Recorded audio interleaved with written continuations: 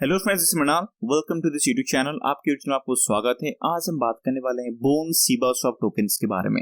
इसमें मुझे बहुत दिनों से कमेंट्स आ रहा था इसके बारे में बात करने के लिए, क्योंकि अभी मार्केट का जो ट्रेंड है सीबा स्वैप के साथ में जो सीबारियम आने वाला है उसके रिगार्डिंग बहुत दिनों से बात चल। जैसे सीबारियम की बात चलता है तो बोन का पहला जिक्र होता है लोगों के अंदर, और ये बोन का जो प्राइस कुछ दिनों से उसका बढ़ भी रहा है। तो अभी थोड़ा सा डाउन है 5% का, आपकी स्क्रीन पे देख पा रहे होंगे, लेकिन बोन के ऊपर तो अलग तरीका का एक हाइप है। तो चलिए आज का वीडियो डेडिकेटेड है बोन सीबा स्वैप के ऊपर। उसका आज हम थोड़ा सा पूरा तहकीकात करेंगे इसके चलते। तो चलिए आज की वीडियो यहाँ पे शुरू करता हूँ, लेकिन वीडियो शुरू करने से पहले मेरा ये डिस्क्लेमर है, this video is only for the educational and information purpose. If you want to invest in any token और any coin then please do your own research.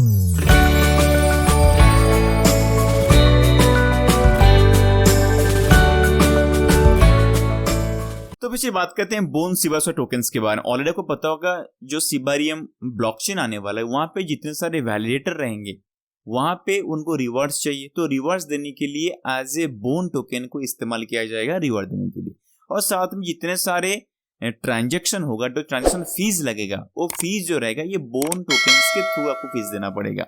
तो इसीलिए बोन टोकन के थोड़ा सा अलग तरीका का एक डिमांड आ चुका है सीबारियम का न्यूज आते आते। तो ये मार्केट में बोन के प्राइस तभी बढ़ेगा जब मार्केट में सीबारियम आ जाएगा। तब तक आपको यहाँ पे एक बड़ा सा कुछ पंपिंग आपको देखने को नहीं मिलेगा।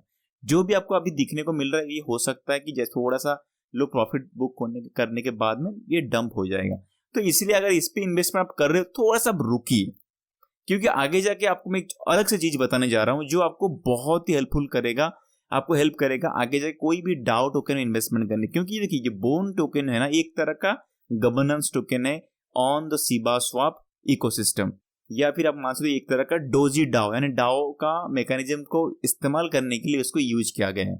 अगर आपको थोड़ा सा बताऊं इसका यूज क्या है तो आप थोड़ा सा रुक और देखिए जो बोन टोकन का जो एक्चुअल सप्लाई है यहाँ पे गलत देखे रखा है कॉइन मार्केट के पे। कॉइन की पे आप चलते हो ना, यहाँ पे टोटल सप्लाई कितना है 250 मिलियन का मैक्सिमम सप्लाई है, लेकिन सर्कुलर सप्लाई कितना है 230।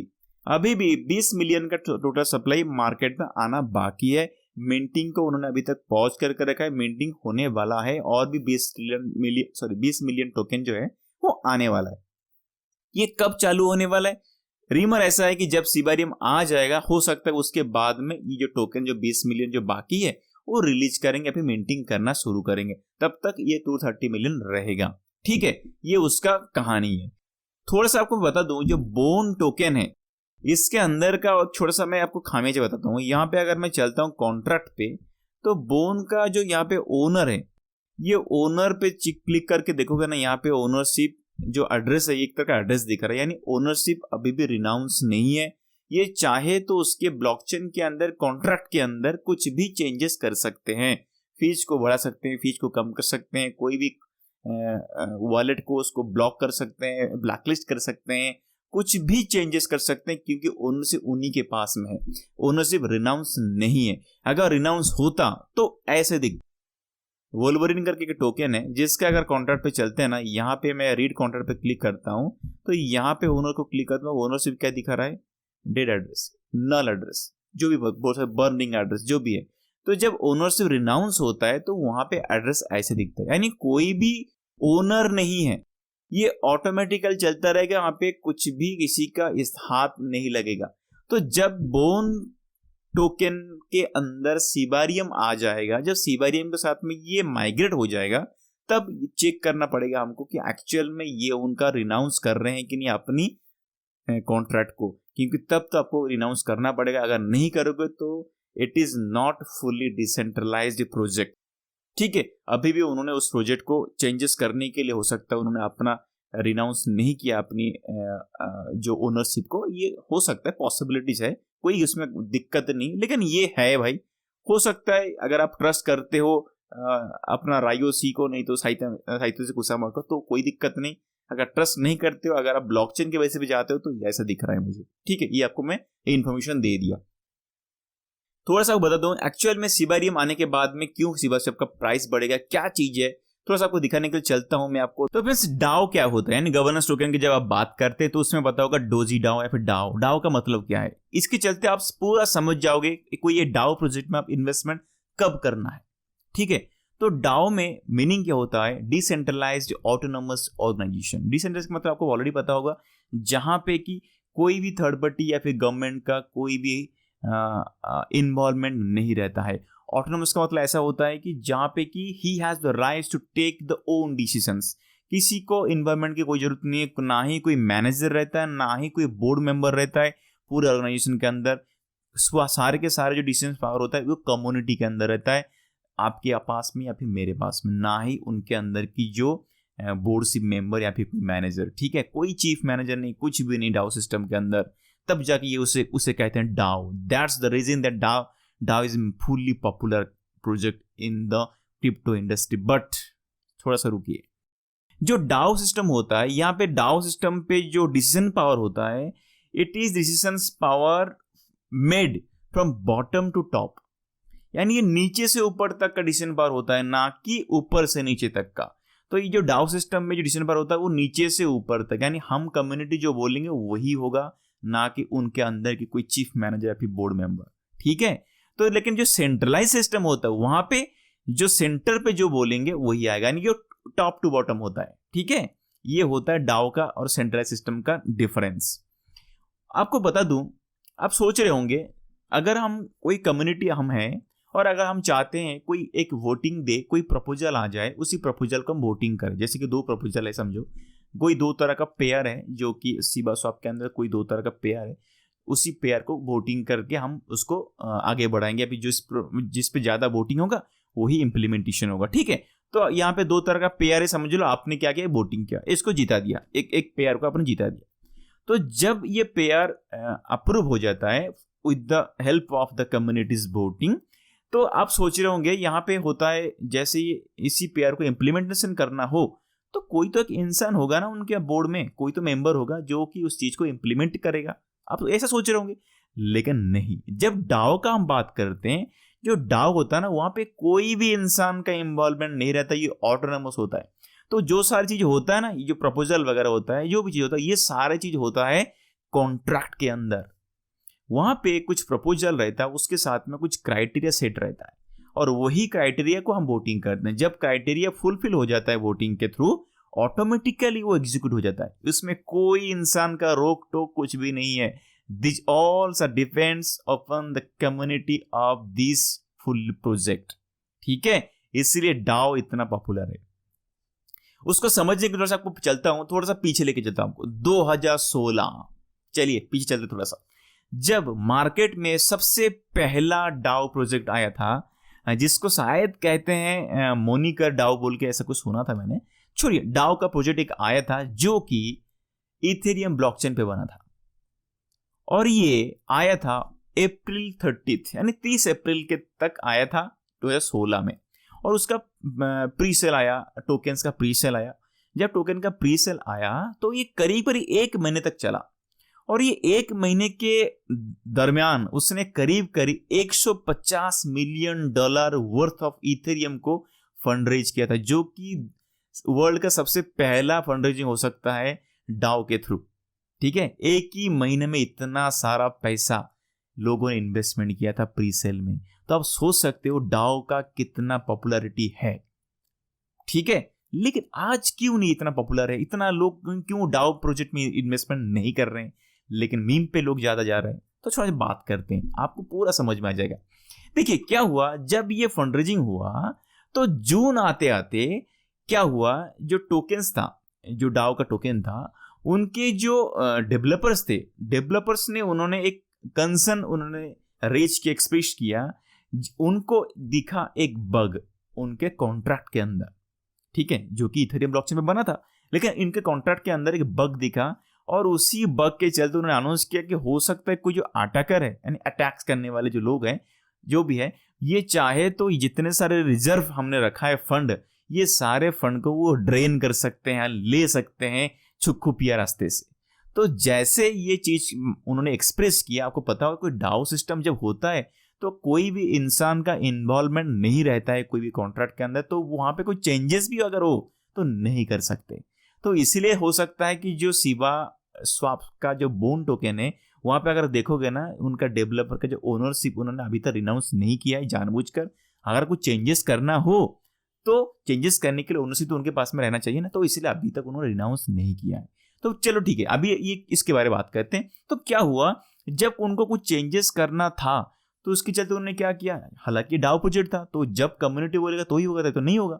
तो उन्होंने क्या किया, पहले प्रपोजल लेकर आए, प्रपोजल लेने के बाद में उन्होंने कम्युनिटी को बोला प्लीज वोट करिए, वोटिंग करने के बाद ही हम उसको चेंज कर पाएंगे, नहीं तो नहीं कर पाएंगे।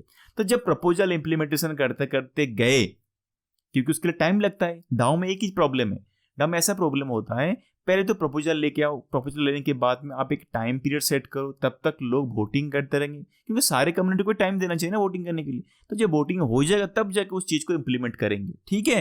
तो उसके लिए पहले क्या होता है, आपको एजुकेट करना पड़ेगा कम्युनिटी को कि भाई ये ऐसा ऐसा प्रॉब्लम हुआ है, आप समझो इस प्रॉब्लम को और आप थोड़ा सा ध्यान से वोट करिए, करना है कि नहीं करना है, इस चीज को चेंजेस करना है कि नहीं करना है। तो पहले होता है कम्युनिटी को एजुकेट करना।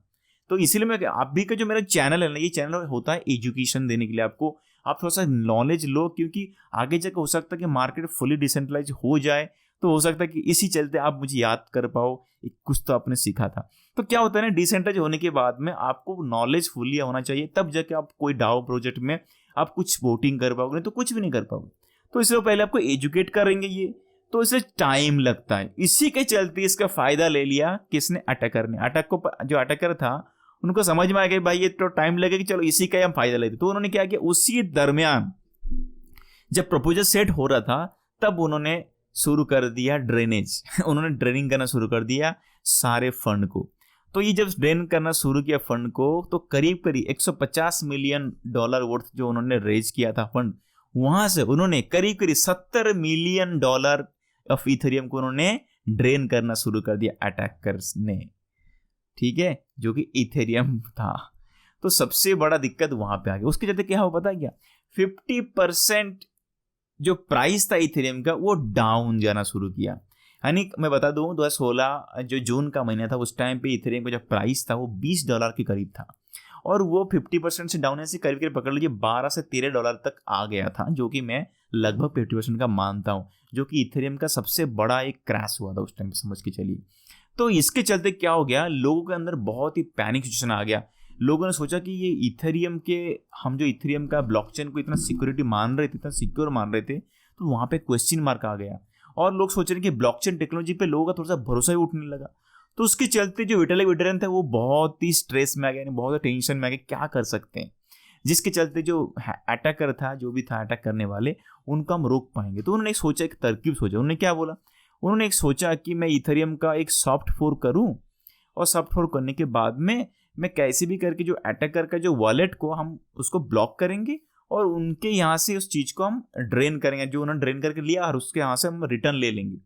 तो जैसे उसने ये सारी चीज को शुरू किया, तो क्या किया उन्होंने, जो अटैकर थे उन्होंने, वो भी बहुत साथी था, उन्होंने क्या बोला, जो हमने ड्रेन किया है जो टोकन्स को आपके कॉन्ट्रैक्ट के अंदर से, ये कॉन्ट्रैक्ट के लॉजिकल रूल के हिसाब से किया, ना कि रूल के खिलाफ। तो अगर आप हमारे जो फंड को आप अगर रिटर्न ले लोगे तो मैं भी लीगल एक्शन ले लूंगा आपके तरकीब से। तो ये चलते हुए क्या किया, यहाँ पे इथेरियम का जो फाउंडर था ये फंस गए, वो क्या कर सकता है अभी। और उन्होंने क्या बोला, अगर आप सॉफ्टवेयर करोगे तो माइनर का हेल्प चाहिए, तो माइनर जब स्टॉप नहीं करेंगे अपना माइनिंग तब तक आप कुछ सॉफ्टवेयर भी नहीं कर पाओगे। तो उसके चलते जो अटैकर था वो भी बहुत साथी था, उन्होंने क्या बोला, माइनर जो थे उन लोगों का, माइनिंग करने वाले, उनको ये ब्राइब देना, नहीं रिश्वत देना शुरू कर दिए। वो बोले कि हमें रिश्वत देंगे और उनको माइनिंग करने से रोकेंगे नहीं, माइनिंग करते रहे तो आप सॉफ्टवेयर कर ही नहीं पाओगे। तो यहाँ पे दिक्कत आ गया। तो ऐसे चलते हुए उन्होंने क्या किया, जो विटालिक बुटेरिन था उन्होंने एक बहुत ही अलग तरीके से काम किया। उन्होंने क्या किया, उन्होंने ऐसा काम किया, उन्होंने एक ही रास्ता सोचा कि हार्ड फोर्क करेंगे। जो हार्ड फोर्क करने के बाद में क्या होगा, जो इथेरियम का जो प्रीवियस वर्जन था उसी प्रीवियस वर्जन पे वो लेके आ जाएंगे, जो जहां पे कि अटैक हुआ था उससे पहले वर्जन का इथेरियम पे हम लेके आ जाएंगे, जिसके चलते ये एक तरह का रोल बैक हो जाएगा इथेरियम का। और जितने सारे टोकन जो अटैक करने ड्रेन किया था वो सारे टोकन्स को ये क्या कि कॉन्ट्रैक्ट के अंदर सारे के सारे टोकन्स को उन्होंने रिकवरी कर लिया, जो कि $70 मिलियन का था। और उसके चलते लोगों ने उसी वॉलेट से अपना फंड को रिटर्न ले लिए। तो यहाँ पे क्या हो गया, जो इथेरियम जो था अभी 2 इथेरियम बन गया। तो कुछ लोगों ने जो पुराने वाले इथेरियम को भरोसा किया और नया वाला जो हार्ड फोर्क वाला इथेरियम था उस पर इतना रिलायबल नहीं हुआ, यानी हार्ड फोर्क करने से उनको अच्छा नहीं लगा। तो कुछ लोगों ने आज के डेट के जो इथेरियम है वो जो है ये हार्ड फोर्क वाला इथेरियम है, जो पुराना इथेरियम था वो उसी को कहते हैं इथेरियम क्लासिक। ठीक है, तो गलती से भी इथेरियम क्लासिक पे इन्वेस्टमेंट मत करिएगा, ये पुराना वाला वर्जन इथेरियम है जहां पे कि वो अटैकर ने अटैक किया था। ठीक है, तो ऐसे 2 इथेरियम बन गया, जिसके चलते आप समझ के चलिए कि डाओ मैकेनिज्म पे, डाओ सिस्टम पे कितना बड़ा खतरा होता है सिक्योरिटी का। तो डाओ रिलायबल ऑन सिक्योरिटी, तो उसी के चलते कोई भी प्रोजेक्ट अगर डाओ पे इन्वेस्टमेंट करते हो उसके देखिएगा प्लीज वहां पे सिक्योरिटी किस हद तक है। हालांकि अगर हम बात करेंगे बोन सिवा स्वैप के, तो ये तो इथेरियम पे प्रोजेक्ट पे बनेगा, लेकिन इथेरियम पे बनने के बाद में भी सिबेरियम के अंदर कुछ भी अगर हो सकता है, क्योंकि नया प्रोजेक्ट बनेगा, नया एक लेयर 2 सोल्यूशन बनेगा, कुछ भी बग आ सकता है। तो कोई भी टोकन से इन्वेस्टमेंट करने से थोड़ा सा रुकिएगा। कोई भी बोन टोकन में, कोई भी डाओ टोकन में हो सकता है कुछ खामियाजा आ सकता है उसमें, तो इससे थोड़ा सा टाइम लीजिएगा, उसके बाद इन्वेस्टमेंट करिएगा। ठीक है, अभी ये प्रोजेक्ट देखिए, अगर मैं बता दूं, डैश कॉइन एक टोकन था जो कि अभी भी मार्केट में चल रहा है। ये करीब 8 या 9 साल हो चुका है उसको, 2014-15 से आया था ये, अभी भी मार्केट में चल रहा है। इसके अंदर भी एक तरह का गवर्नेंस सिस्टम है, यहाँ पे जितने सारे ट्रेजरी फंड उनमें रिलीज करते हैं, ये depends upon the Dow system के तौर पे ये रिलीज करते हैं। ठीक है, तो यहाँ पे अगर हम देखेंगे ये डाओ सिस्टम को यूज करता है, लेकिन इसका अगर आप चेक करोगे 8 से 9 साल हो गया, उसकी मार्केट कैप देखोगे 656 मिलियन, और बोन का मार्केट कैप देखोगे तो 285 मिलियन, यानी दुगना है डैश का। 8-9 साल हो गया है, ये भी सेम डाओ सिस्टम को यूज करता है, फुल्ली डाओ सिस्टम को यूज करता है, लेकिन इसका अगर वॉल्यूम देखो, मार्केट कैप देखोगे, मात्र बोन्स मार्केट कैप से दुगनी है। यानी डाओ सिस्टम इतना पॉपुलैरिटी तभी होगा जब उसके अंदर लोगों का अंदर ट्रस्ट बिल्डअप हो पाएगा। इसलिए आपको देखा होगा जो कल्ट डाओ है, ये डाओ सिस्टम पे तो काम कर, लेकिन उसकी ब्लॉकचेन कितना सिक्योर होता है उस पर डिपेंड करता है, उसकी प्राइस कहाँ तक जा सकता है। अगर वो सिक्योरिटी को मेंटेन करते कुछ नया वर्जन ऑफ ब्लॉकचेन ले आ पाए तो भाई बल्ले बल्ले हो जाएगा। तो उसके चलते ये जो टोकन्स है ना, ये डिपेंड्स अपॉन फुल्ली सिबेरियम का सिक्योरिटी पे फुल्ली डिपेंड करता है, क्योंकि अगर उसमें कुछ गलती हुई तो बोन का प्राइस कहीं नहीं जाएगा, नीचे डालेगा। ठीक है ना, तो ये एक तरह का टोकन्स को थोड़ा सा मान के चल, थोड़ा सा अमाउंट डाल के रख सकते, ज्यादा अमाउंट इसमें मत डालिएगा। अगर एक तरह का ये अच्छा प्रोजेक्ट बना तो ये बहुत ही अच्छा हो सकता है, नहीं तो टाई फेस हो जाएगा। ठीक है, all the best and take care. Yo, I got a lot of shit to say, so I'ma do this every day. I'll be writing things until I'm fucking buried in my grave. 6 feet deep under, but my body won't decay. Cause my messages are timeless, so they'll put them on display. Oh yeah,